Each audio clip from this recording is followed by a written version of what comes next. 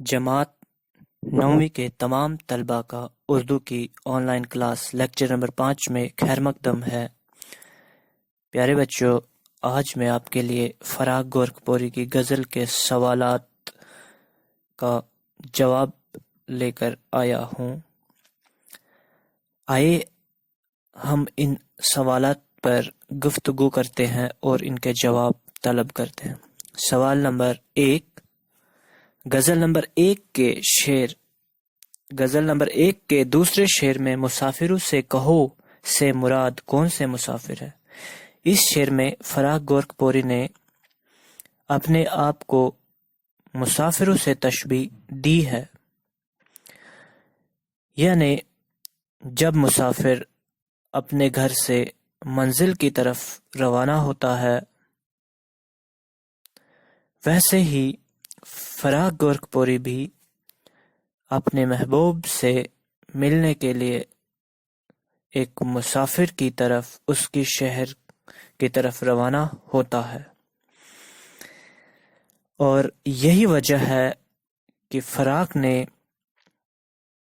اپنے آپ کو ان مسافروں کی طرح ہی تشبیہ دی ہے جو اپنے گھروں سے منزل کی طرف جب روانہ ہوتے ہیں، تو فراق بھی انہی مسافروں کی طرح تھا۔ تو یہ تھا بچوں سوال نمبر 1 کا جواب۔ سوال نمبر 2 کی بات کرتے ہیں۔ دوسری غزل کے مقطع میں احباب کا مجمع ہونے کے باوجود خاموشی کی کیا وجہ بن گئی؟ اس سوال کا جواب یہ ہے کہ جو فراق گورکھپوری تھے، وہ جب اپنے دوستوں کی محفل میں بیٹھا کرتے تھے تو ایک شرین زبان استعمال کرتے تھے اور دوستوں سے مخاطب ہوتے تھے، لیکن جب سے فراق جو ہے محبوب کی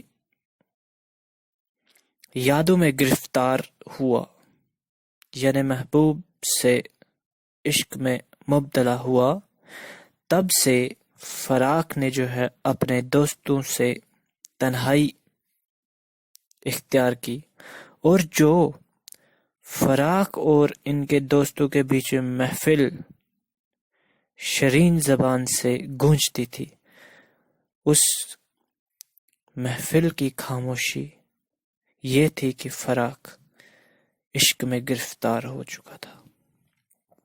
سوال نمبر 3 اب ہم کہتے ہیں، اشاروں میں ہونے والی بات کا شرح حیات ہو جانے سے کیا مراد ہے؟ یعنی فراق جو ہے فرماتے ہیں، جب میں نے اپنے محبوب سے اشاروں میں بات کی، تو یہ اشاروں میں بات کرنے کا ایک خفیہ انداز تھا، اور اس انداز کو جو ہے فراق گورکھپوری اور محبوب ہی سمجھ پاتے تھے،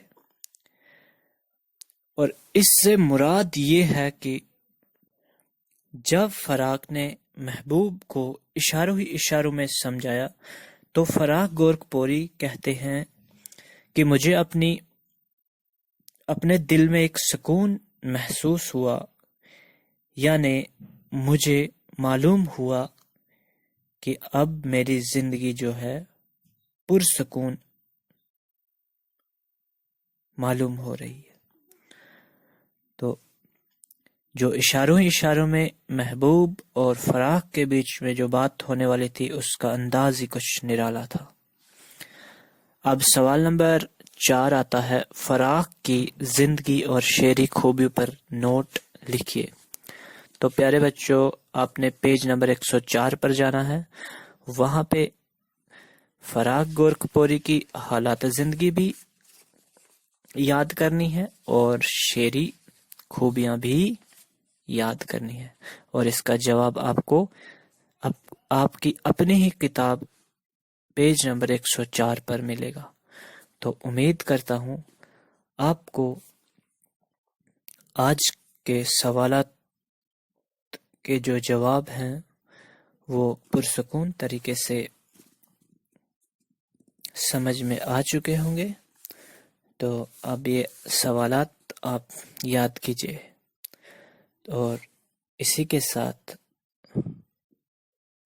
آپ سے اجازت چاہتا ہوں۔ اللہ حافظ۔